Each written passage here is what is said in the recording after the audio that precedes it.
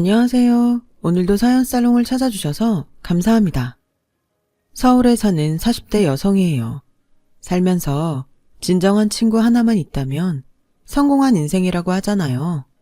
저희 친정 엄마만 봐도 그 말이 맞긴 한 것 같아요.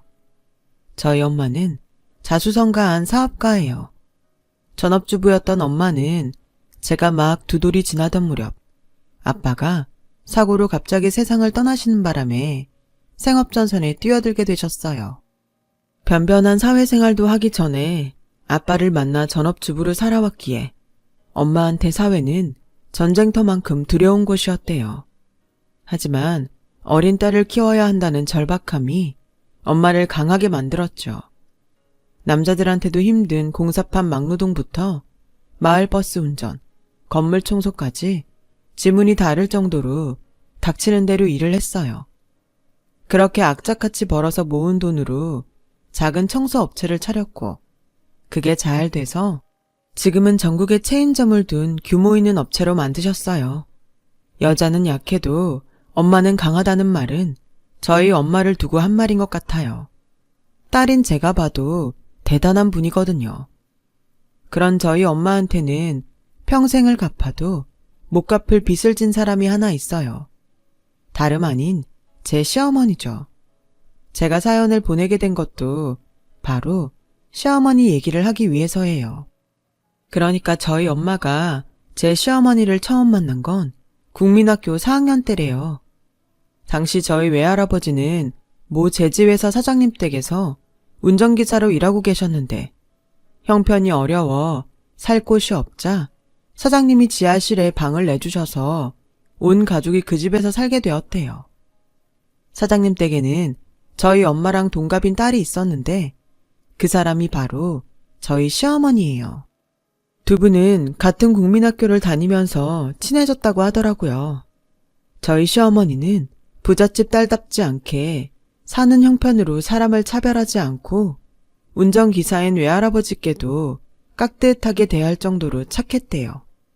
그래서 저희 엄마랑도 친해졌고요. 엄마랑 시어머니는 둘 다 형제가 없던 터라 서로 친자매처럼 의지하며 지내게 되었어요. 시어머니는 얼굴도 예쁘고 공부도 잘해서 일찌감치 명문여고에 합격한 상태였고 저희 엄마는 가정 형편상 상고에 진학하기로 결정된 상태였죠. 하지만 고등학교 입학을 한 달쯤 앞둔 시점에 시어머님네는 회사에 부도가 나는 바람에 야반도주를 하게 됐어요.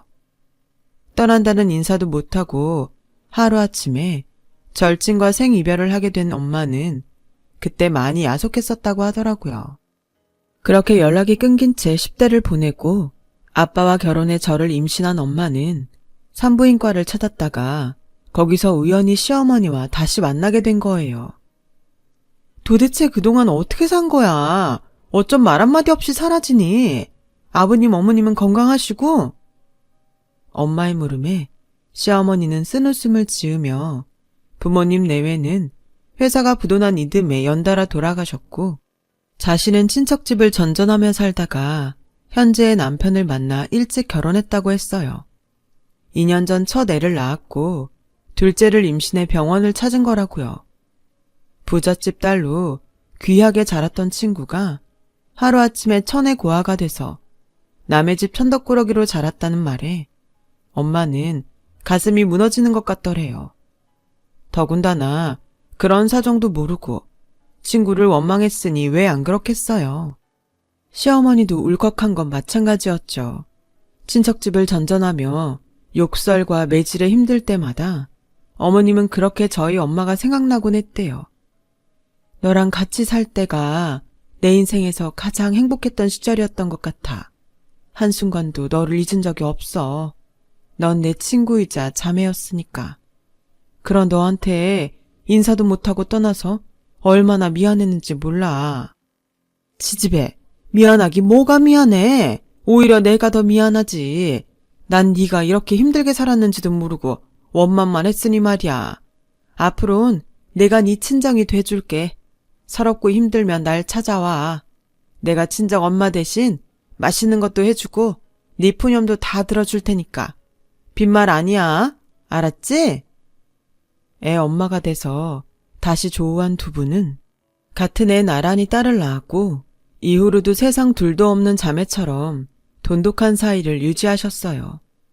당시 시어머님 댁은 형편이 안 좋아서 상대적으로 형편이 좋았던 우리 집에서 쌀이며 반찬을 보내주었어요. 특히 엄마는 제 옷을 살 때마다 시누이 옷도 사서 보내주곤 하셨죠. 3살 터울의 아이를 둘이나 키워야 했던 시어머니는 틈틈이 부업을 하기도 했지만 그 벌이로는 애들 간식값을 대는 정도에 불과했어요. 그러다 얼마 뒤 시아버님이 사우디의 산업 역군으로 떠나게 되면서 살림에 여유가 생기게 되었죠. 하지만 이제 한시름 놓았다 할 즈음 저희 아빠가 갑자기 세상을 떠나면서 엄마가 밥벌이에 나서게 됐어요. 이제 2돌밖에 안 된 저를 맡길 데가 없어서 걱정하는 엄마한테 시어머님은 당신이 저를 맡아주겠다고 하셨대요. 이미 애가 2이나 있는 친구한테 저까지 맡기는 게 미안했지만 당장 먹고 살 길이 막막했던 터라 눈 꼭 감고 신세를 지게 됐다고 하더군요. 시어머님은 그렇게 내리 3년을 저를 키워주셨어요. 너무 어린 때라 기억은 하나도 나지 않지만 그때 찍은 사진을 보니 남편과 시누이랑 참 많은 것들을 하고 지냈더라고요. 어머님이 혼자 고생이 많으셨죠. 친구 딸까지 고만고만한 애를 셋이나 키워야 했으니까요.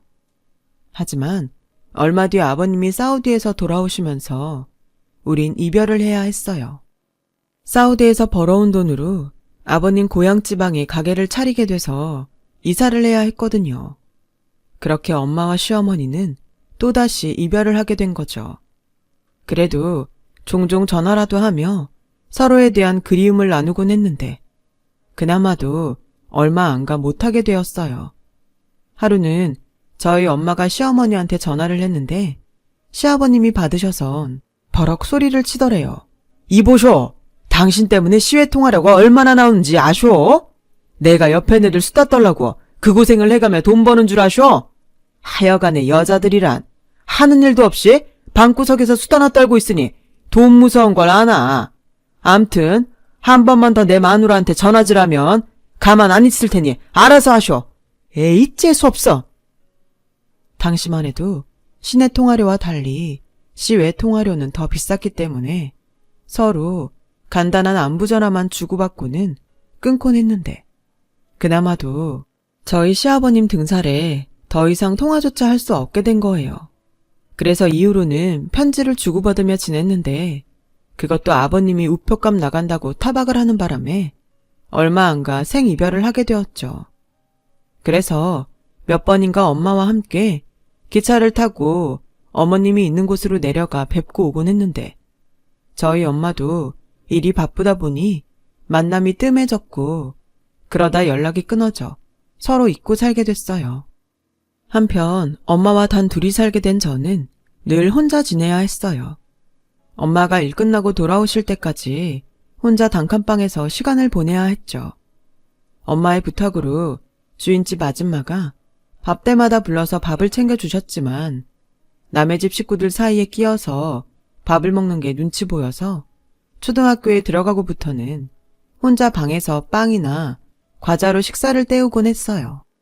그러다 학년이 높아지면서 볶음밥이나 라면 같은 건 직접 해먹게 되었고요. 가난 탓이었을까요? 저는 친구들보다 일찍 철이 들었어요. 중학교에 들어갈 나이부터 바쁜 엄마를 대신해서 집안 살림을 도맡아 할 정도였죠. 청소와 빨래는 물론 어지간한 반찬도 다 할 수 있을 정도였어요. 하루 종일 밖에서 일하느라 밤이면 녹초가 돼서 돌아온 엄마한테 집안일까지 맡길 수는 없었으니까요. 엄마는 그런 제게 늘 고맙다고 하셨지만 그게 어디 고마울 일인가요? 당연히 제가 해야 할 일인걸요. 엄마는 저 때문에 다른 집 엄마들보다 훨씬 많은 일을 하고 살았으니까요. 남들 다 하는 화장도 못하고 밤마다 끙끙 앓으며 주무시는 엄마를 볼 때마다 마음이 참 아팠어요. 아빠가 없는 건 참을 수 있었지만 엄마가 힘든 건 참기 힘들었거든요. 그래서 빨리 성인이 되기를 바랬는지도 모르겠어요. 하루 빨리 취직해서 저 때문에 고생하시는 엄마를 대신해 돈을 벌고 싶었거든요. 그런데 그런 제 소원이 이루어지기도 전에 기적 같은 일이 일어난 거예요. 엄마가 하던 청소업체가 조금씩 입소문이 나기 시작하더니 체인점까지 생길 정도로 성장했거든요. 덕분에 엄마가 더는 직접 청소를 하지 않아도 될 정도가 되었죠. 자리가 사람을 만든다고 화장기 없이 먼지투성이로 지내던 엄마는 샵에서 마사지도 받고 브랜드 옷도 입으면서 사장님 포스가 잘잘 흐르는 모습으로 멋지게 변신을 했어요. 엄마를 무시하던 사람들도 더는 엄마를 하대하지 못하게 됐고요. 돈이란 게 참 대단하면서도 간사한 것 같다는 생각이 들더군요. 돈 때문에 하루아침에 사람들 대접이 180도 달라지니 말이에요. 엄마 회사가 번창하면서 저도 더는 등록금 걱정 없이 공부할 수 있었고 해외 어학연수도 다녀올 수 있었어요. 그렇게 스펙란을 하나 둘 채워가며 취업 준비를 하게 되었죠. 취업 전쟁이란 말은 익히 들어 알고 있었지만 막상 4학년이 되고 취준생이 되고 보니 직장인들이 그렇게 대단해 보일 수가 없는 거예요. 내 힘으로 돈을 번다는 게 이렇게 힘든 일인 줄은 몰랐으니까요. 게다가 제 딴에는 꽤 스펙을 쌓았다고 생각했는데 막상 실전에 뛰어들고 보니 제 스펙이 너무도 하찮더라고요. 그동안 내가 뭐라고 살았나 후회가 밀려올 정도로 말이죠. 어쩜 다들 스펙이 그렇게 빵빵한지 자괴감이 몰려왔어요. 특히 서류 심사부터 떨어져 면접조차 볼 기회가 없어지자 자존감이 바닥을 치고 말았죠. 하루는 그런 제 모습을 본 엄마가 그러셨어요. 높은 데서부터 시작하려고만 하니까 네가 설 자리가 없는 거 아니겠니? 세상에 일자리는 많아. 네가 어디서 시작하든 중요한 건 내 의지와 노력이야. 남들보다 낮은 곳에서 시작해도 네가 네 자신을 포기하지 않는 한 더 높은 곳으로 올라갈 수 있을 거야. 엄마를 봐. 내가 그 증인이잖아. 그러니 한 걸음 뒤에서 시작하자. 응? 엄마의 그 말에 왠지 모르게 안도할 수 있었어요. 그동안 하루빨리 대기업에 취직해야 한다는 강박감으로 취업 준비를 해왔거든요. 대기업에 취직을 못하면 마치 인생의 실패자가 되는 양 자신을 닥달하고 남들과 비교하며 괴로워했으니까요. 그런데 생각해보니 대기업 취직이 제 인생의 목표는 아니더라고요. 저는 그저 내 힘으로 벌어서 엄마랑 행복하게 사는 게 꿈이었으니까요. 마음을 비우니 불면증도 사라지고 식욕도 다시 살아났어요.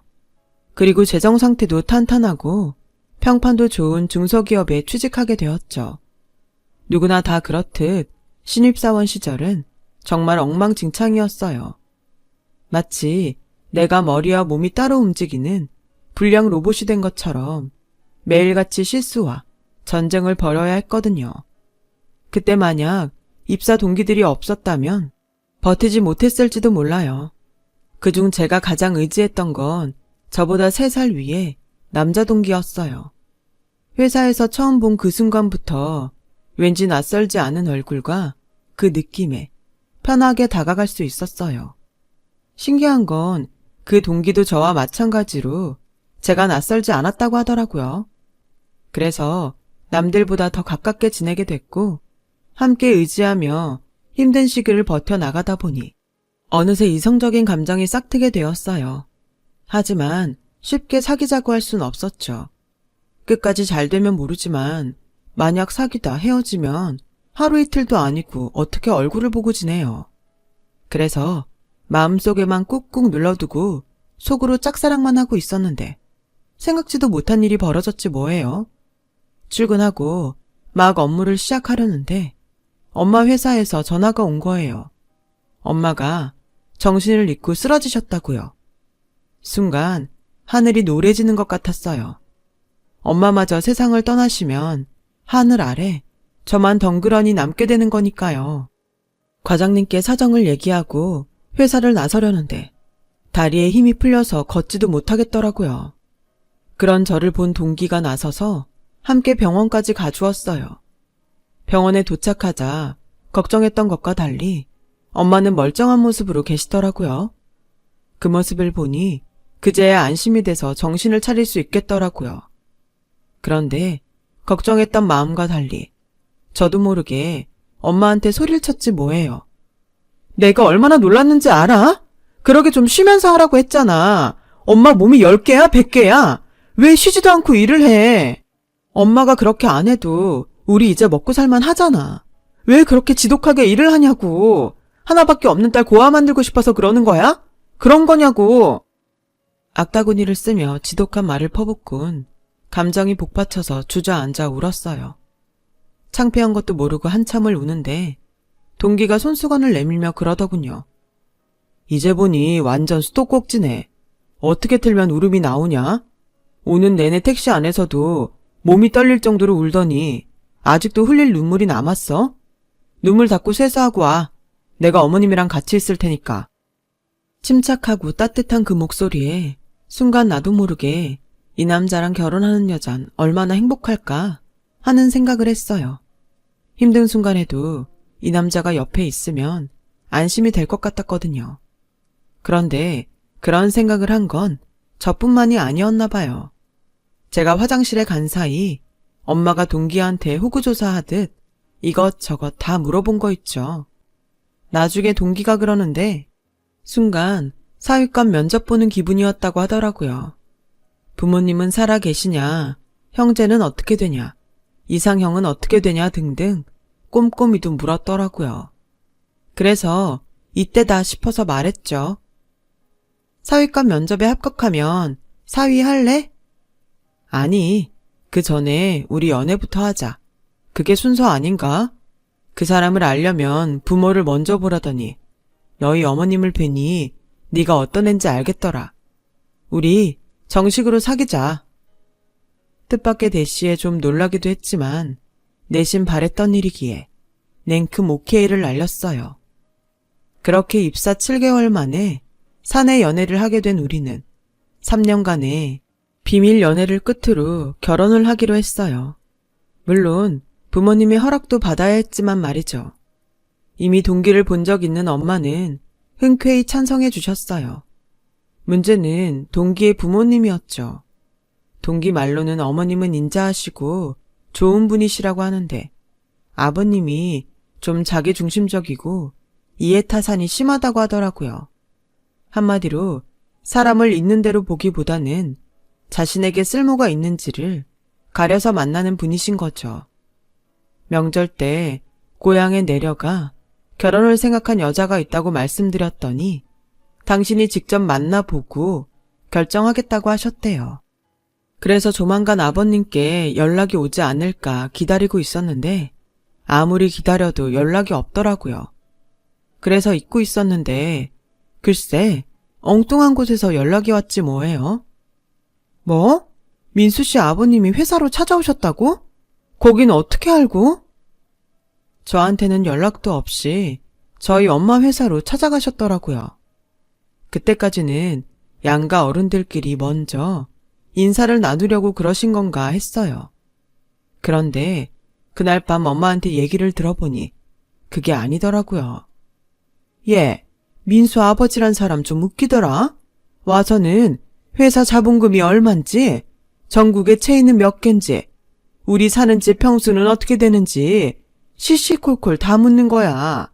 누가 보면 국세청 직원인 줄 알겠어. 너 정말 이 결혼 해야겠니? 왠지 난 감이 안 좋다. 민수는 마음에 드는데 아버지 자리가 무례하고 너무 속물적인 것 같아. 엄마는 사업을 하는 분이라 단번에 시아버지 됨됨이를 꿰뚫어 보셨어요. 직접 만나 뵙기도 전에 아버님에 대해 안 좋은 얘기를 들으니 내심 걱정이 되더라고요. 하지만 그렇다고 그런 이유로 헤어지고 싶지도 않았어요. 그래서 직접 찾아뵙고 나서 그때 결정을 하자 생각했죠. 그래서 쉬는 날 얘랑과 함께 지방에 있는 예비시댁으로 내려갔어요. 제가 인사를 드리러 온다는 소식에 어머님은 전날부터 음식 준비를 하셨더라고요. 처음 뵙는 분인데도 얘랑을 처음 만났을 때와 마찬가지로 낯설지도 않고 왠지 편했어요. 그건 얘랑의 여동생도 마찬가지였죠. 그래서 와보길 잘했다 생각했는데 아버님을 보자 그 마음이 흔들렸어요. 첫 인상부터 왠지 비호감인데다 사람을 불쾌할 정도로 훑어보는 눈빛이 굉장히 거북했거든요. 아니나 다를까 저에 대한 건 묻지도 않고 시종일관 저희 집 재산에 대한 얘기만 물으시더라고요. 거기까지는 참고 넘어간다 쳐요. 며느리가 될지 모르는 사람 앞에서 어머님을 하대하는 것도 모자라 자꾸 무식한 여편네가 어쩌고 하면서 면박을 주는 거예요. 옆에서 지켜보는데 어찌나 불편하던지 하마터면 그만 좀 하시라고 한마디 할 뻔했지 뭐예요. 아버님이 그런 소리를 할 때마다 얘랑 표정이 어두워지더라고요. 그러다 급기야 한마디 하고 말았죠. 아버지, 제발 그만 좀 하세요. 언제까지 어머니한테 그런 식으로 하실 거예요? 어떻게 며느리감 앞에서까지 이러실 수가 있냐고요. 그러자 아버님이 버럭 소리치셨어요.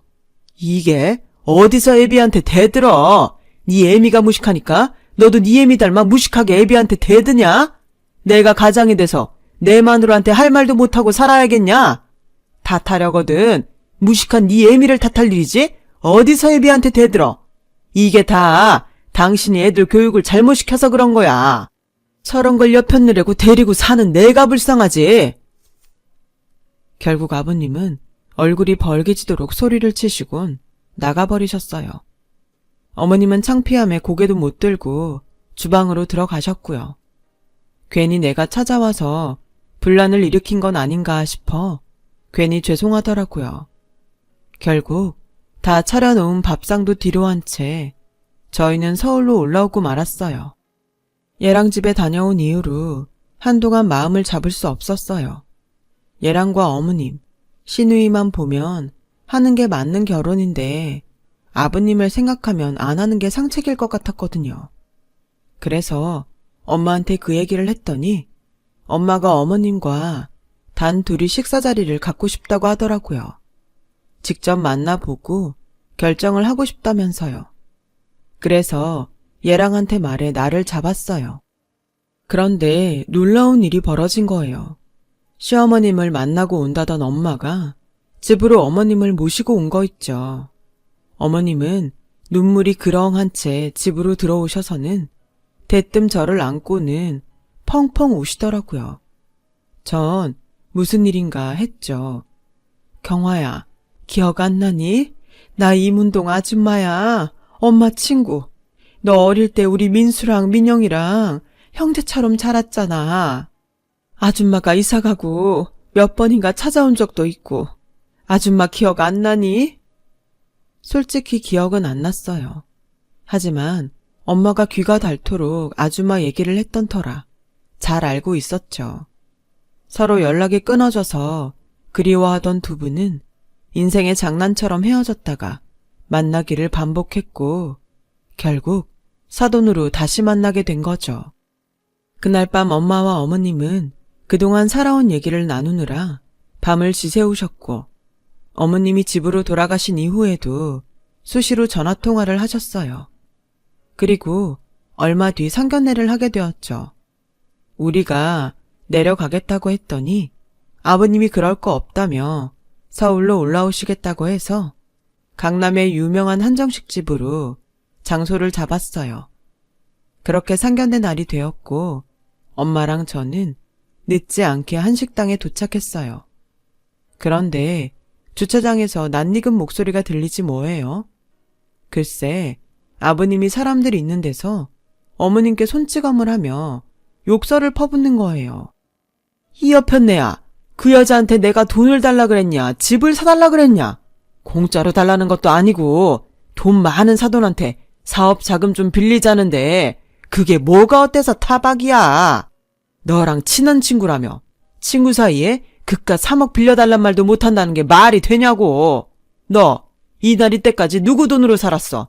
나 아니었으면 고등학교도 못 나온 너 같은 여자를 누가 데리고 살았겠냐고. 고마운 줄도 모르고 어디 남편 하는 일에 토를 달고 찌랄이야. 너 사돈 앞에서 입도 뻥긋하지 마. 내가 다 알아서 할 테니까 입 다물라고. 정말 무식해도 저렇게 무식한 인간은 난생 처음이었어요. 사람들 앞에서 창피를 당한 어머님은 고개를 숙인 채 얼굴만 붉히고 계셨죠. 그때였어요. 엄마가 성큼성큼 다가가 어머님 손을 잡아챘어요. 군자야, 너 이혼해라. 앞으로 내가 너 먹여 살릴 거니까 이 땅 거지 같은 놈하고 살지도 마. 내가 전 재산을 털어서라도 최고 좋은 변호사 사줄 테니까 이 새끼랑 당장 이혼하고 나랑 살자. 내가 그랬잖아. 내가 네 친정이고 네 자매라고. 그러니까 나만 믿어. 나 이제 너 먹여 살릴 힘 있어. 그러니까 이런 인간 같지 않은 거한테 이딴 대접 받지 말고 나랑 살자. 응? 그리고 당신 똑똑히 들어. 당신이 저지른 짓 이혼 사육감이야. 지금 이 자리에 있는 사람들이 네가 내 친구한테 폭력 휘두르는 거 다 봤어. 주차장 CCTV에도 다 찍혔고. 그러니까 나중에 발뺌할 생각하지 마. 네가 오늘만 이런 짓을 했겠니? 그동안 살면서 내 친구한테 손찌검 한두 번 했겠냐고. 근데 이젠 안 돼. 왜? 내가 가만히 안 있을 거니까. 너 같은 건 말로는 교화가 안 돼. 깜빵 들어가서 너랑 똑같은 놈들한테 쥐 터져가며 콩밥을 먹어봐야 그제야 아, 내가 인생 잘못 살았구나 하겠지. 내가 반드시 그렇게 해줄 거야. 너 아주 인생 개박살 내줄 거라고. 하쭈, 돈 좀 있다고 대접해줬더니 어디서 감히 까불어. 내 옆엔 내가 교육 좀 시키겠다는데 네가 뭔데 끼어들어. 그지같이 살다가 돈 좀 버니까 눈에 뵈는 게 없냐? 내가 사업 자금만 아니면 너한테 꿀릴 게 없는 사람이야. 그깟 청소업체 하나 가지고 있는 거 가지고 까부는 모양인데 그래 봤자 청소부야. 어디 되도 않는 게 까불어. 그리고 네가 뭔데 내 마누라한테 이혼을 해라 말아야. 위자료로 한 3억 주면 모를까. 난 이혼 절대 안 해줄 거니까 알아서 해. 그때 마침 식당 주인의 신고를 받은 경찰이 왔고 저희 엄마가 자초지종을 설명하자 경찰이 아버님을 차에 태워 관할 파출소로 데려갔어요. 뒤늦게 도착한 예랑은 어머님과 여동생을 데리고 뒤따라갔고요. 그날 일로 결국 어머님과 아버님은 이혼을 하게 되었어요. 예랑과 여동생의 증언으로 그동안 아버님이 어머님한테 행사했던 물리적, 정신적 폭력이 인정돼서 이혼은 쉽게 결정이 났어요. 물론 타당한 위자료도 받을 수 있었고요. 엄마는 변호사를 사줄 테니 폭행죄로 고소하자고 했지만 그건 어머님이 반대를 하셔서 하지 못했어요. 아무래도 자식들한테는 아버지인데 전과까지 달아주긴 그렇다고요. 한 차례 폭풍이 지나고 그 다음에 저와 신랑은 결혼을 했어요. 그게 벌써 8년 전 일이네요. 그 사이 시누이도 결혼을 했고 저는 남편을 닮은 아들을 낳았어요. 산후조리는 친정에서 두 어머니의 도움을 받아 할 수 있었고요. 남들은 명절에 시댁에 먼저 갈까 친정에 먼저 갈까 고민하잖아요. 저는 그럴 걱정이 없어요. 저희 친정에서 친정엄마와 시어머니가 함께 살고 계시거든요. 가끔은 그런 점이 불편하기도 하지만 그래도 불편한 것보다 편한 게 더 많아서 나름 만족하고 살고 있답니다. 아, 그리고 제 전 시아버지는 이혼 후 혼자 살고 계세요.